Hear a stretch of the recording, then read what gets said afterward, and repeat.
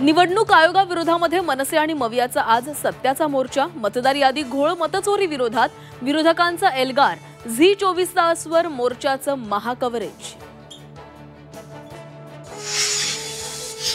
मनसे मवियाच्या मोर्चाबाबत काँग्रेसची सावध भूमिका।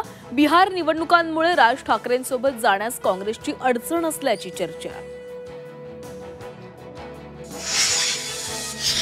विरोधकांच्या सत्याचा मोर्चाला भाजप उत्तर देणार। दक्षिण मुंबईतील बाबुलनाथ मंदिराजवळ भाजपचं मुख्य आंदोलन।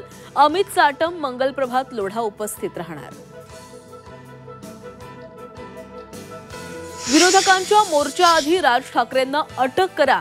वकील गुणरत्न सदावर्ते यांची मागणी। राज ठाकरेंच्या बॉसला मारा, वक्तव्यानंतर आक्रमक।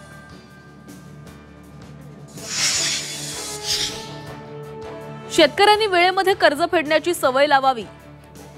सारखं फुकटात कसं चालणार? बारामतीमध्ये कर्जमाफीवर अजित पवारांचं वादग्रस्त विधान।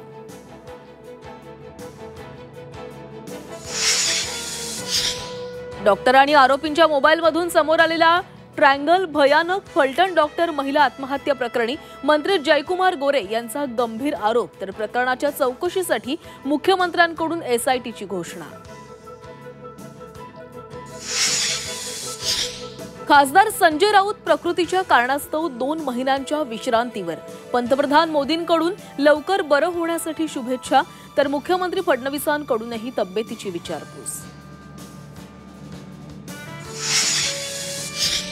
मुंबईमध्ये 4 ठिकाणी सकाळी 7 ते 9 पर्यंत कबुतरांना दाणे टाकण्यास सशर्त परवानगी।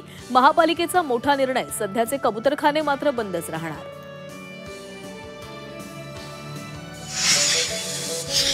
महाराष्ट्र केसरी सिकंदर शेखला अवैध शस्त्र तस्करी प्रकरणामध्ये पंजाबमध्ये अटक।